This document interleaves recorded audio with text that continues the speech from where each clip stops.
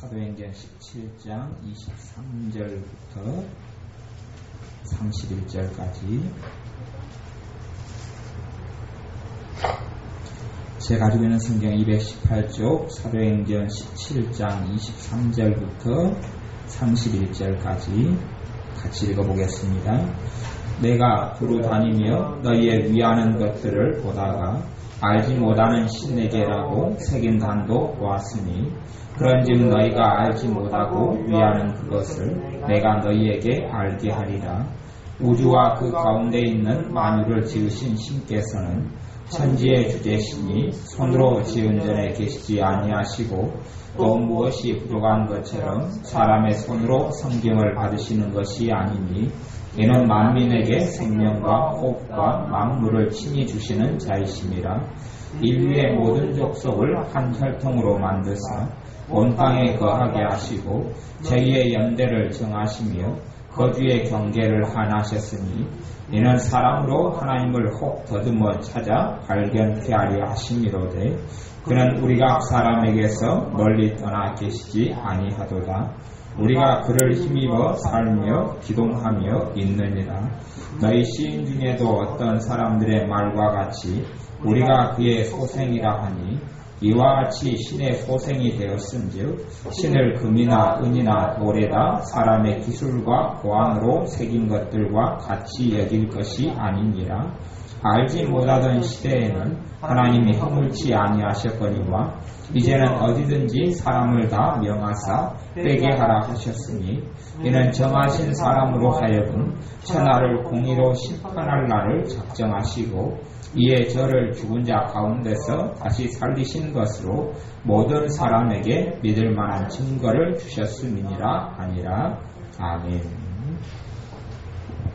알지 못하던 시대에는 하나님이 허물치 아니하셨거니와 이제는 어디든지 사람을 다 명하사 회개하라 하셨으니 사도 바울이 전도여행을 다니면서 복음을 전한 겁니다. 사도 바울이 복음을 아덴에서 전했는데 아덴에는 여러 가지 신들을 섬기는 장소가 아덴이었기 때문에 아덴이라는 곳에서는 너무나 많은 신들을 일본처럼 때로는 인도처럼 수없이 많은 신들을 섬겼는데 너무나 많은 신들을 섬기다 보니까 자기들 생각에 자기가 섬겨야 될 신들 가운데 아직 덜 섬긴 신도 있는지 모르겠다. 그래서 어떠한 신상을 하나 만들어 놓고 그 신상의 이름을 알지 못하는 신에게 그렇게도 해놓았습니다. 그것을 사도 바울이 본 다음에 이 아덴에서 복음을 전하는 내용이 이 사도행전 17장 이 본문의 말씀입니다.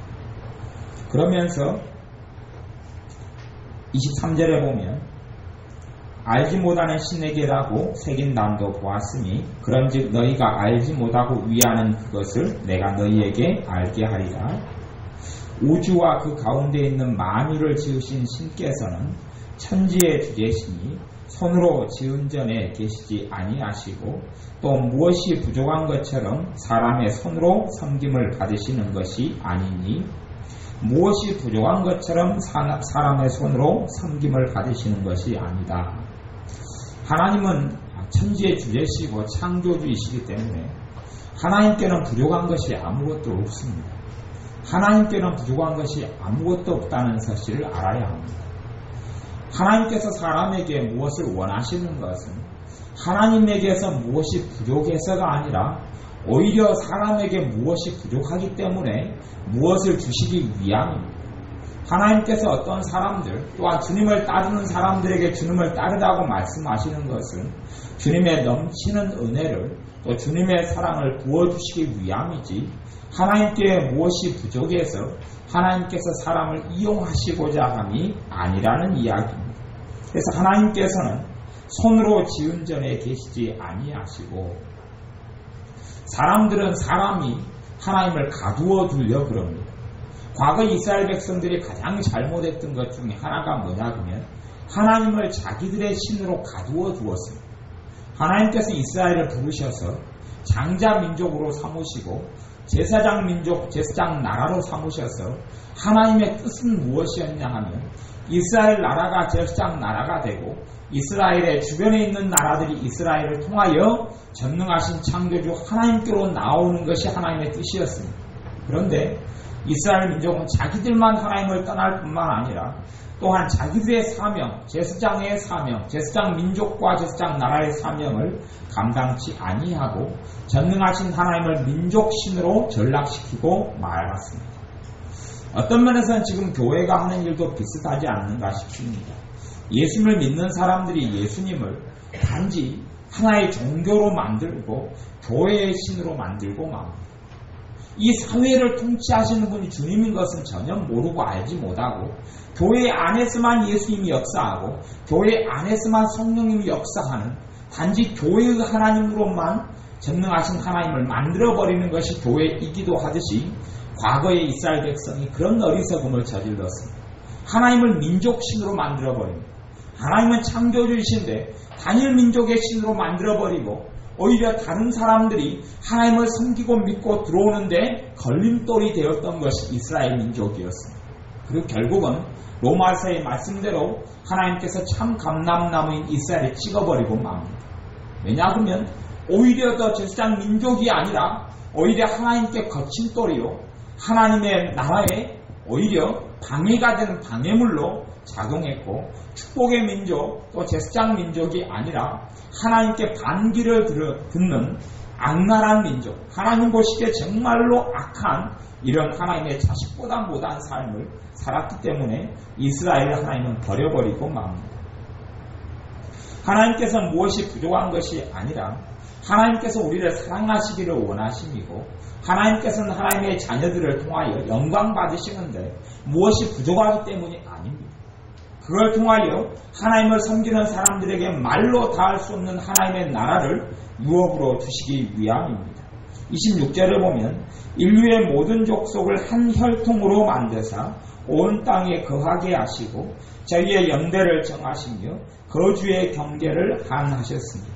인류의 모든 족속을 한 혈통으로 만드셨다 그럽니다.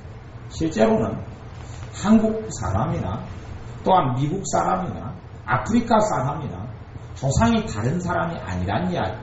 우리는 너무 한민족은 정체성이 강하고 또 민족 이기주의가 강해서 한민족이 전부 다 당군에 의해서 나서 완전히 씨가 틀리다, 완전히 조상이 틀리다고 착각하지만 한 조상입니다. 한 조상.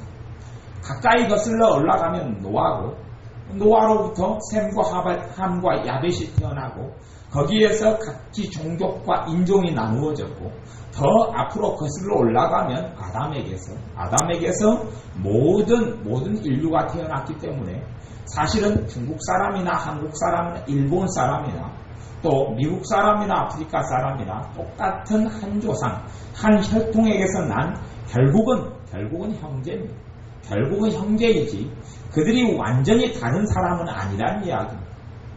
요즘 아이들은 초등학교에서 원어민 선생님들에게 영어를 배우기 때문에 그렇게 얼굴색이 노랗고 피부가 노랗고 키도 크고 우리가 보기에 우리의 신체 비율하고 좀 다른 사람이 보여도 혈통은 같은 혈통이에요. 단지 가까운 근래에는 혈통이 다를 뿐이지 멀리 가면 하나님께서 만드신 한 혈통으로 만드셨다는 것을 알아야 합니다. 하나님께서는 이 땅을 창조하시고 만드시고 온 땅에 인류를 거하게 하시고 26절에 보면 저희의 연대를 정하시며 거주의 한계 경계를 한하셨으니 거주의 한계, 거주의 경계를 한하셨다. 정하셨다는 이야기입니다. 하나님께서 아프리카 사람은 아프리카에 거하게 하시고 백인은 백인의 땅에 거하게 하시고 황인족은 황인족의 땅에 거하게 하시고 하나님이 이런 한계, 하나님의 역사가 어디에서 어디까지 나타나는지는 사람의 눈으로는 다 계산하고 알 수 없습니다. 하지만 하나님께서 저희의 연대를 정하셨다 그럽니다. 그 연대가 뭔지는 모릅니다. 그런데 그 연대가 실제로는 사람의 생명의 연대하고는 좀 다른 것을 알 수 있습니다. 하나님께서 사람의 생사화복을 주장하는 건 맞습니다. 하지만 하나님께서 사람의 생사화복을 주장하는 하나님의 방법, 절대적인 하나님의 방법은 어디에 있습니까? 성경에 있습니다. 어떤 사람을 태어날 때에 그 사람이 70년을 살게 할 것이다. 아니면 80년을 살게 할 것이다. 90년을 살게 할 것이다 하고는 정해졌을까요? 정해지지 않았을까요? 예? 정해졌을까요? 안 정해졌을까요? 안 정해졌어요. 정해지지 않았어요. 그걸 아셔야 합니다. 사람들은 하나님이 다 쪼물락 한다고 생각하지만 그것은 하나님을 너무 모릅니다. 성경을 아는 사람은 하나님을 압니다. 사람의 생명이 길게 되는 이유는 무엇 때문에 생명이 길게 됩니까?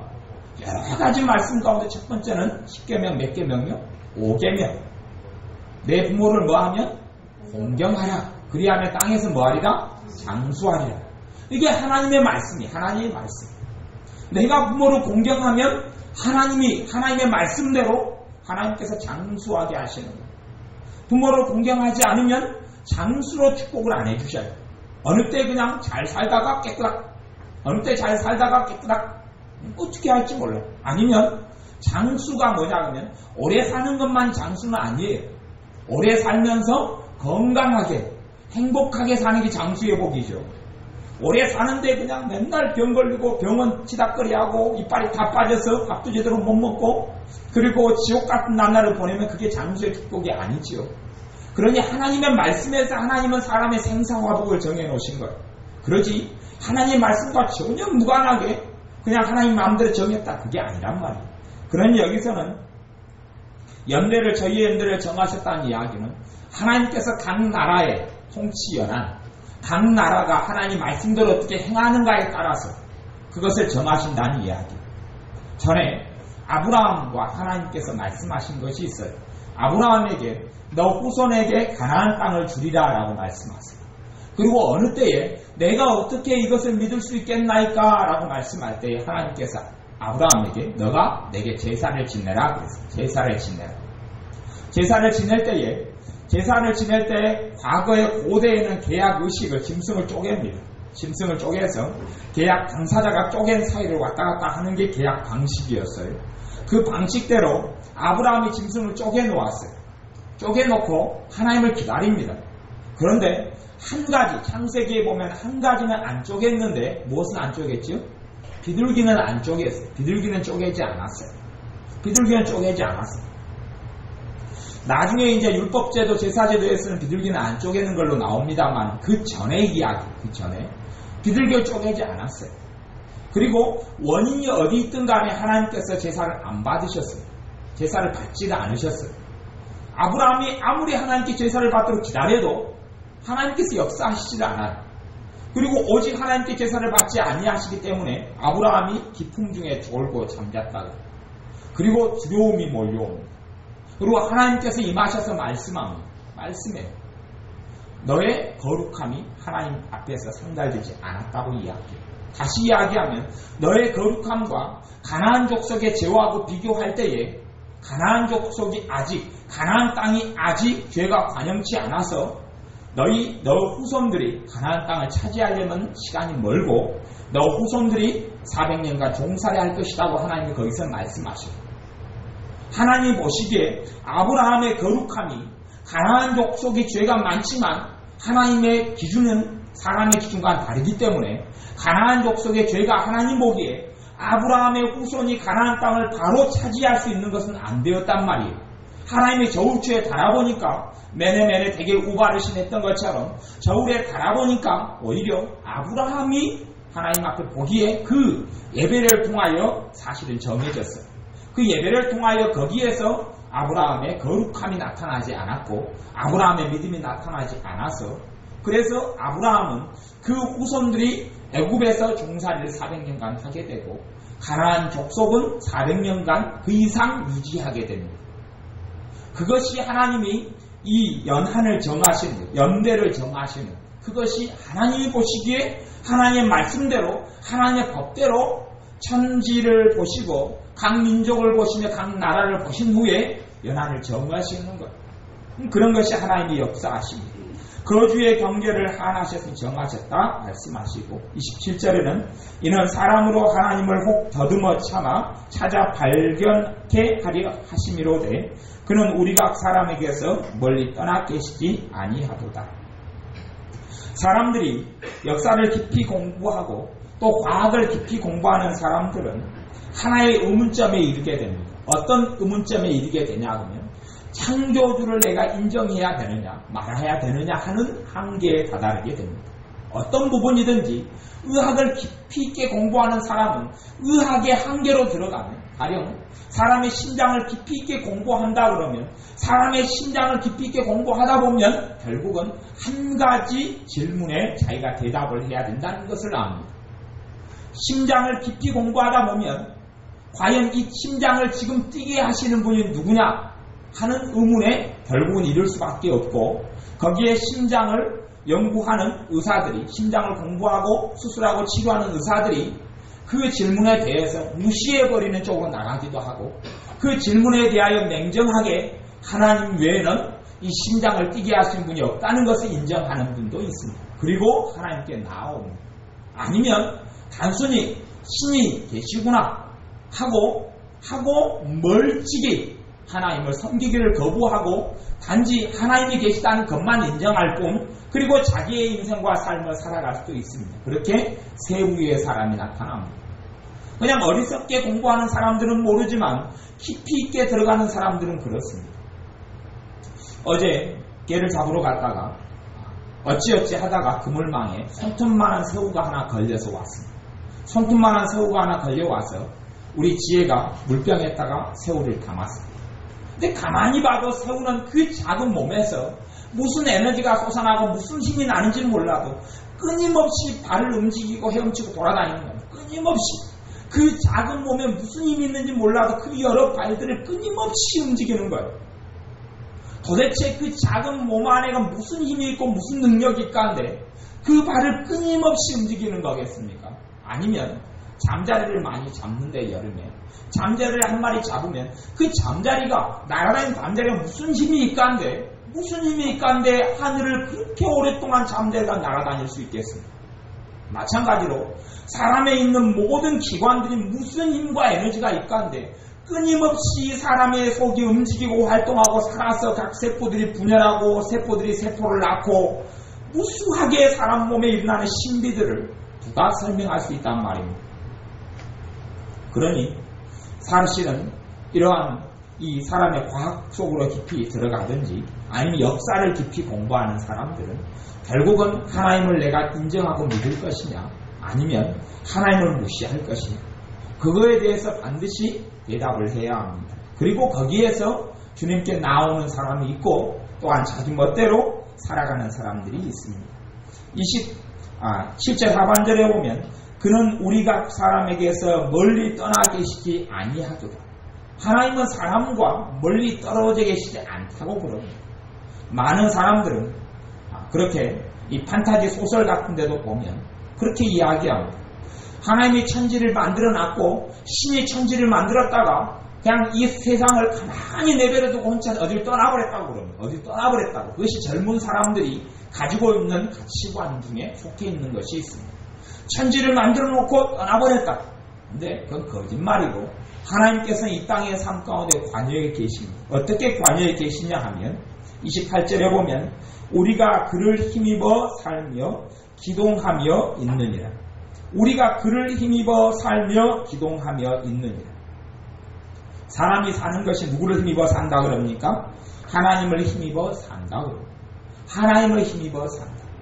기동하며 있다. 기동한다는 이야기는 움직인다는 이야기예요. 움직인다, 활동한다는 것을 기동한다 그렇게 이야기해요. 사람이 움직이고 활동하는 게 누구를 힘있기 때문에 움직인다는 이야기입니까? 하나님이 역사하시기 때문에 사람 몸이 움직인다는 거예요. 하나님의 손을 떼버리면 그 생명이 끝나는 거예요. 그러니 이 땅의 모든 사람이 신자든 불신자든 간에 하나님이 기동할 능력을 주기 때문에 몸을 움직이고 사는 거예요. 하나님의 손을 대고 있기 때문에 심장이 뛰고 있는 것이고 사람이 손을 대고 있기 때문에 하나님이 손을 대고 있기 때문에 그의 위장이 움직이고 그의 콩팥이 움직이고 그게 내가 활동을 하고 호르몬이 움직이고 피가 돌아다니고 그렇게 하는 거예요. 그러니 모든 사람들의 삶 속에 하나님이 멀리 계시지 않아서 그 사람의 생명활동에 직접적으로 하나님께서 관여하고 계십니다. 그가 인정하든 인정하지 않든지 간에 하나님께서 사람을 돕고 그를 지키고 있기 때문에 각 사람의 삶에 하나님께서 능력을 공급하시기 때문에 하나님을 힘입어서 사람이 살고 있고 하나님을 힘입어서 사람이 활동하고 움직인다고 말씀하시는 것. 그러기 때문에 하나님께 사람을 심판하시는 것. 그러기 때문에 하나님께서 30절에 보면 알지 못하던 시대에는 하나님이 허물치 아니하셨거니와 이제는 어디든지 사람을 다 명하사 회개하라 하셨으니 라고 말씀. 회개하라 말씀. 회개하라고 사람들에게 말씀. 왜 회개하라고 말씀하냐 하면 그들의 이제는 삶을 예수 그리스도께서 이 땅에 사람의 몸을 입고 오셨고 하나님이 말씀이 육신이 되셔서 오셔서 사람의 죄의 짐을 짊어져 주셨기 때문에 은혜의 길이 열렸고 생명의 길이 열렸기 때문에 율법보다 훨씬 나은 하나님의 완전한 은혜가 완전한 생명과 성령의 법이 있기 때문에 이제는 회개하고 하나님께로 돌아오라라고 말씀하시는 거예요. 사람의 삶 속에 있는 어리석음과 부족함을 회개하고 하나님께서 돌아오시기를 원해요. 많은 사람들이 자기의 삶을 고집하고 살지만 이제는 그것을 하나님이 인정치 않는다고 말씀하시는 거예요. 과거에 대해서는 30절 말씀이 사실은 해석하기 좀 난해한 말씀에 들어가서 깊이 있게 어느 선까지 말씀이 해석될 수 있느냐 알 수 없는 난해 구절에 속하는데 알지 못하던 시대에는 하나님이 허물치 아니하셨거니와 허물치 않았다는 것이 알지 못하던 시대, 복음을 알지 못하고 예수님이 이 땅에 태어나기 전의 시대에 하나님의 사람들의 죄가 아니다라고 말씀하셨다는 의미는 아니에요. 아닌데 주님께서 이제는 이 땅에 많은 하나님의 선지자들과 하나님의 사람들을 세우셔서 지자들을 세워서 복음을 전하게 하시는 것. 세계 만방의 복음을 전하게 하시는 것. 구약의 이스라엘 백성이 주님의 이름을 가지고 전능하신 하나님의 이름을 가지고 나가지는 않았어요. 그러니 허물치 않았다는 이야기가 그때에는 죄가 죄이지만 그렇게 극심한 심판을 받지는 않았다는 이야기. 과거에 하나님을 몰랐던 시대, 복음이 없었던 시대, 또한 선지자가 없었고 선지자가 어디에서만 활동했어요? 주된 활동 범위는 이스라엘 유다, 하나님의 백성이 겨우 활동 무대 기껏해야 옆에 있는 족속들 모압, 암몬, 블레셋 조금 그 지역 말고는 선지자들이 멀리 가지도 않았어요. 하나님의 백성, 하나님을 떠난 하나님의 백성이 주 활동 무대였어요. 그러니 그들이 복음을 듣지 못했는데 어떻게 복음에 응답할 수 있었겠어요? 하지만 그것이 죄가 아니다는 건 아니에요. 하나님 반드시 그에 대해서도 심판하셔요. 왜냐하면 로마서 1장에도 말씀하고 지금 사도행전 17장에도 말씀하듯이 사람들이 냉정하게 하나님을 알고자 눈을 뜨면 볼 수 있기 때문에 그래요. 풀 속에서 하나님을 볼 수 있고 나무 속에서 하나님을 볼 수 있고 꽃 속에서 하나님을 볼 수 있고 땅 속에서 하나님을 볼 수가 있기 때문에 그래요. 하나님을 알고 볼 수가 있어요. 두 눈을 똑바로 뜨고 냉정하게 자기 인생을 돌아본다면 천지를 창조하신 하나님을 볼 수 있고 믿을 수 있어요. 왜냐하면 세계 만물에 하나님을 알만한 것을 하나님께서 넣어주셨다고 말씀하셨기 때문에 그래요. 그게 로마서 1장의 말씀이에요. 그러니 사람들이 핑계치 못한다고 말씀해요.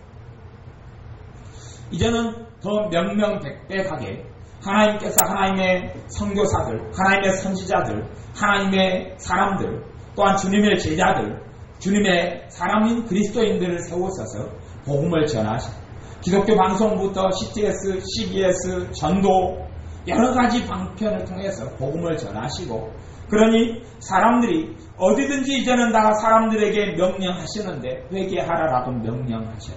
회개하라라고 명령하세요. 내 삶과 나를 위해 살아왔던 삶을 끝내버리고 주님의 영광을 위하여 본도에서 10장 31절 말씀에 보면 너희가 먹든지 마시든지 누구를 위해서요? 하나님의 영광을 위해서. 너희가 먹든지 마시든지 무엇을 하든지 하나님의 영광을 위해서 하라 하신 말씀대로 내가 먹는 이유도 하나님의 영광이요 마시는 이유도 하나님의 영광을 위함이요 가정을 꾸리는 것도 하나님의 영광을 위함이요 자식을 키우는 것도 하나님의 영광을 위함이요 그 목적이 되어질 때에 이것이 회개한 삶이에요. 그렇지 않으면 사실은 회개한 삶이 아니에요. 회개라는 것은 한번 단회적으로 되어지지는 않아요. 사실은 어떤 면에서는 내가 예수님을 믿고 알고 믿으면서 자라가는 과정을 성화한다고 말하는데 성화하는 과정이 실제적인 회개의 과정이기도 해요. 주님께 완전한 회심, 회심으로 주님께 돌아섰지만 삶이 완전히 새롭게 되지는 않았고 우리의 마음과 생각이 다 새롭게 되지는 않았어요. 내 영은 거듭났는데 내 생각은, 내 감정은, 내 가치관은, 내 지식은 아직 거듭나지 않고 거듭나고 변화되고 하나님 말씀 진리로 바뀌어지는 과정에 있는 것을 성화다 그러고 예수님을 닮아가는 과정이다 그렇게 말하고 그것이 어떤 면에서는 회개의 과정이기도 해요. 그 실제적인 회개의 과정이다 라고 말씀해요. 이제 하나님의 사람들에게 명하사 너희가 다 회개하라. 그래서 하나님의 말씀의 복음을 회개의 복음이라고 이야기해요. 회개의 복음. 31절은 왜 회개하라고 말씀하시냐 그러면 이는 정하신 사람으로 하여금 천하를 공의로 심판할 날을 작정하시고 천하를 공의로 심판할 날을 작정하시고 정하신 분은 하나님이시고 하나님을 정해놓으셨어요. 어느 날에 이제는 심판하겠다. 어느 날까지는 내가 기다려주겠다. 어느 날까지는 내가 사람들을 기다려주고 참아주겠다. 그리고 심판의 날을 정해놓으셨어요. 그건 하나님의 절대 주권이에요. 하나님께서는 그건 성경에도 나와 있지 않아요. 하나님이 정하셨다고 나오지 그날이 어떤 날이라고는 밝히지 않아요. 그럼에도 하나님께서 말씀하신 대로 심판의 날을 정해놓으셨어요. 아마 저 개인적으로는 그런 심판의 날들이 주님의 재림하실 날들이 100년 이쪽 저쪽으로 저는 생각해요. 100년 이쪽 저쪽으로. 우리의 자식 세대까지는 몰라도 그 손주, 저로 이야기한다면 손주나 증손주 시대의 선에서 아마 주님께서 재림하실 시기 정도가 되지 않을까 싶어요. 이게 급속도로 다가와요. 이 전 세계 인구 같은 경우도 인구가 제가 간혹 말씀하지만 예전 같은 경우는 인구의 증가율이 그랬어요. 인구가 1000년의 더블로 증가해서 1000년의 예를 들어 1000년의 더블. 그러니까 전 세계 인구가 5천만이었어요. 5천만이 1000년이 지나니까 5천만이 1억이 됐어요. 예를 들어서. 그 다음에 1억이 2억으로 되는 데는 그 반이 반. 500년 만에 2억이. 2억이 4억 되는 데는 250년 만.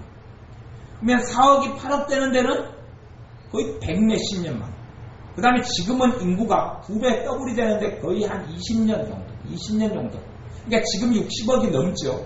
20년 정도 지나면 몇 억이 된다는 이야기예요? 120억이 넘는다는 이야기. 이렇게 지금 급속도로 반으로 지금 계속 시대가 다 그렇게 변해왔어요.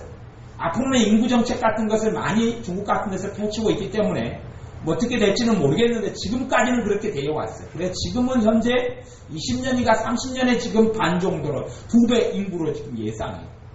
그러면 이 지구온난화부터 환경부터 지진부터 여러 가지 상황들을 볼 때에 이제는 거의 다 이 종착역에 끝의 지점에 많이 와 있어요. 또 하나님께서 지금 전 세계적으로 세우신 예언자들이나 선지자들의 예언들을 볼 때에 거의 종착, 거의 말세의 집 말이다. 거의 마지막의 마지막 정도에 와 있는 것을 보게 되어져요. 그래서 생각할 때에 한 100년 선 정도, 개인적으로는 100년 이쪽 저쪽, 하여튼 50년 안에는 좀 어려울지 몰라도 하여튼 그때 정도 되어져서 환란기가 닥칠 수도 있고 경제적인 그리스도인들이 완전한 핍박을, 그래서 그전에는 아무래도 부흥의 시기가 전 세계적으로든 지금은 전 세계적으로나 국부적으로 부흥의 시대가 도래해 왔는데 우리 한국 사람이 겪는 부흥이 다시금 언제쯤 하나님의 은혜와 기회를 주실지는 모르겠어요. 한국 민족에 전혀 없을 수도 있고 또한 새로운 부흥을 전 세계적으로 일으켜 주실 수도 있다고 봐요. 그런 시대가 좀 지나간 다음에 그 다음에 환란이 닥쳐오고 그리고 환란에 많은 어떤 사람들은 환란의 뭐 초기 전천년이다 후천년이다 또 3년 반 환란 후에 재림이다 여러 가지 주장하지만 일반적으로 그리스도인들이 환란기를 거치는 건 맞는 이야기. 성경적으로 환란기를 거치게 되어져. 우리가 환란기를 거치지 않는다면 그 사람은 정말 복받은 사람이에요. 그런데 우리가 더 늙어서 우리의 자녀가 더 늙게 되어져서 예수를 믿는 것이 심한 환란, 죽음을 각오해야 되는 그러한 상황과 환경이 올 수도 있어요.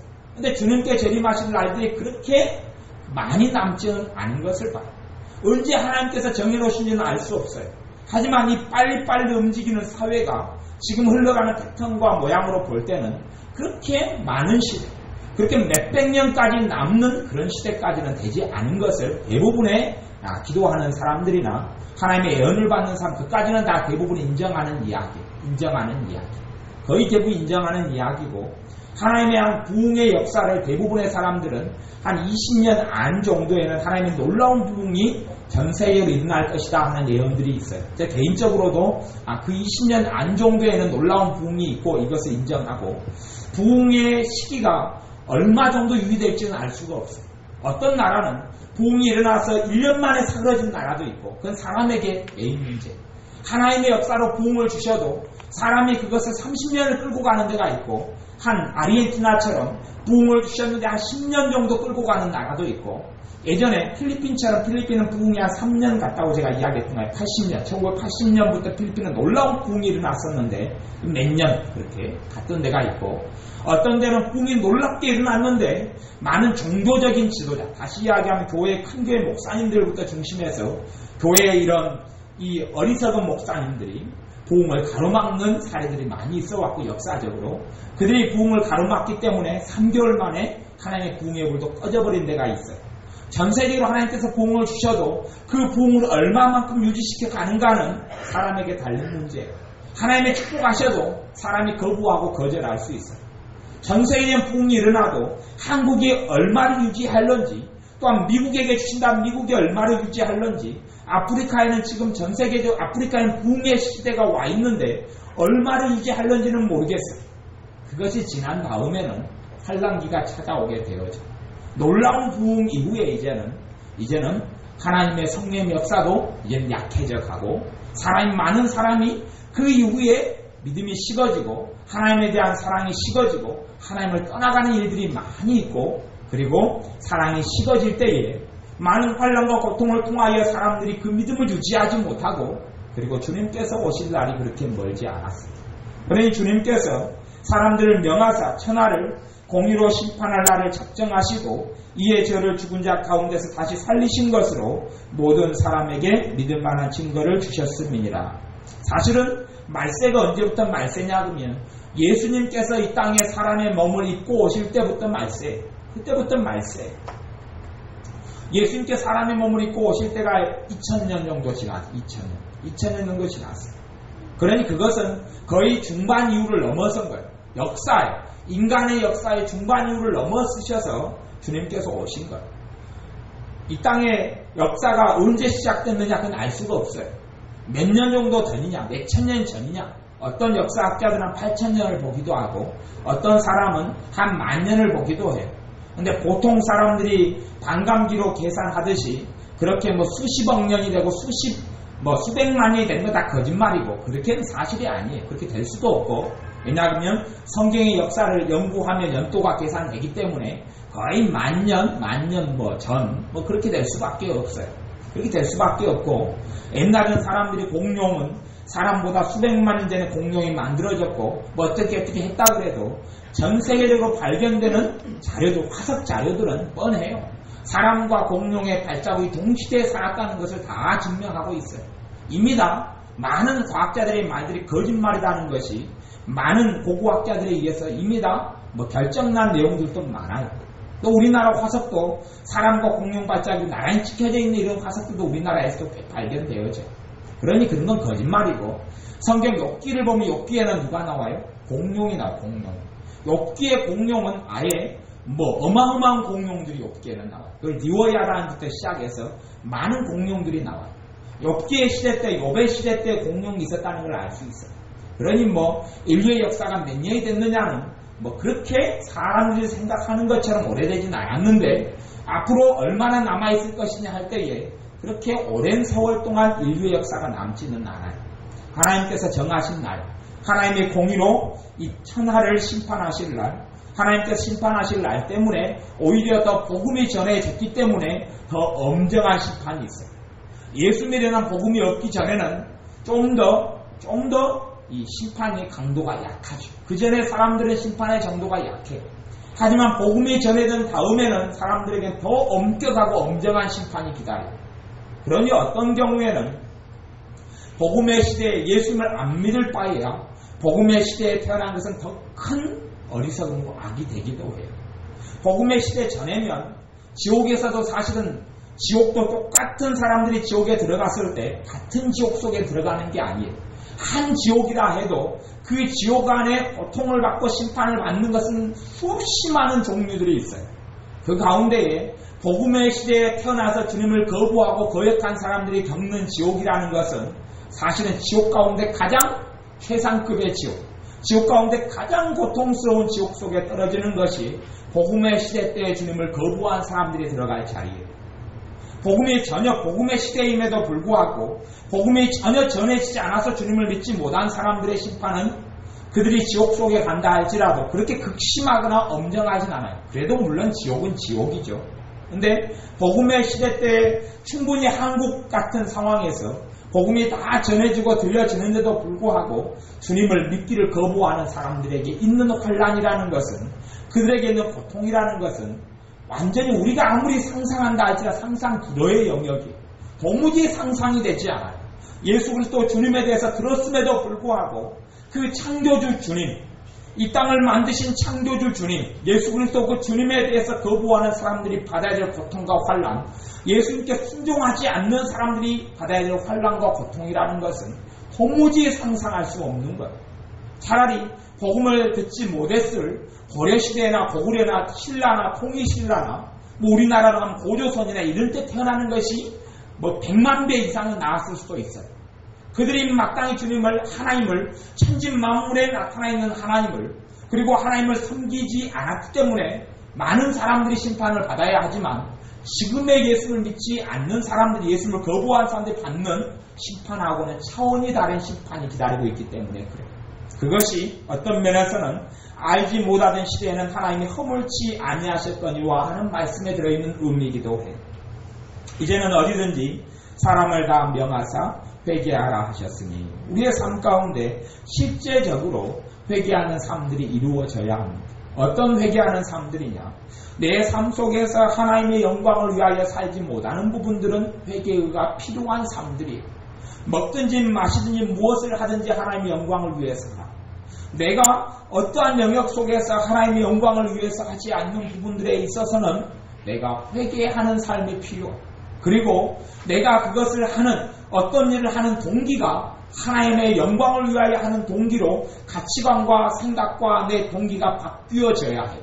그렇지 않으면 그 부분은 하나님과 나하고는 전혀 무관한 영역이고 그 부분 속에서는 하나님 외에 다른 것을 내가 섬기고 있는 것. 내가 학업을 하는 가운데서 학업을, 공부를 하는 것이 하나님의 영광을 위해서 하는 것이 아니면 거기에서는 신이, 거기에서는 자기가 섬기는 신이 하나님은 아니고 분명히 다른 것이고 그에 대해서 하나님의 엄정하심이 또한 있다는 것을 알아야 돼요. 하나님의 사람들에게도 말씀에서 누누이 이야기했듯이 하나님 앞에서, 하나님의 심판대 앞에 누구나 다 서게 된다고 말씀해요. 고린도전서든지 로마서든지 야고보서든지 모든 말씀이 그리스도인에게 심판이 면제되지 않는다고 이야기해요. 심판대 앞에서 그리스도인도 다 서서 선악간에 그가 행한 것으로 심판을 받아야 한다고 말씀하시고, 그래서 요한계시록 2장부터 말씀에 의하면 너희가 처음 사랑을 가지라 말씀하고 그 다음에 바로 이어서 너희가 처음 행위를 가지라라고 말씀해요. 너희 행위가 어디 있느냐, 행위를 찾고 말씀해. 너희 행위의 온전한 것을 내가 보지 못했다라고 주님이 말씀하시고, 그러니 사실은 우리의 삶 가운데 바른 회개라는 것은 삶 속에서 하나님에 대한 온전한 순종으로 나타나는 겁니다. 하나님을 따르는 삶, 하나님을 위하는 삶, 하나님의 영광을 위하여 살아가는 삶이 회개하는 삶이고, 그것이 바로 주님께서는 바른 믿음이라고 보시는 겁니다. 기도하겠습니다. 아버지 하나님, 우리에게 천하 만민을 주님께서 명하사 다 회개하라 말씀하신 대로 우리의 삶 가운데 주님을 위하여, 주님의 영광을 위하여 살지 아니하는 부분들에 있어서 깨닫게 하시고 알게 하셔서 회개하는 은혜의 역사가 나타나게 하여 주옵소서. 사실은 내가 기도하며 숨쉬며 활동하며 살아가는 모든 것이 하나님께서 우리에게 은혜를 주시고 능력을 공급해 주셔서 내가 숨을 쉬고 기도하며 살고 있는데 이에 대하여 주님께 감사하지 아니하고 하나님께 영광을 돌리지 아니한 것을 용서하여 주시고 우리가 살아가는 모든 일 가운데 하나님이 가까이 하시고 하나님이 친밀히 하셔서 도와주신 것을 감사를 드립니다. 이 밤에 기도할 때 성령 역사하셔서 주님께서 받으시는 기도, 성령님께서 역사하셔서 깨우침이 있어서 하나님의 은혜 속에 들어가는 기도의 시간이 되게 축복하여 주옵소서. 예수님의 이름으로 기도하옵나이다. 아멘. 기도하겠습니다.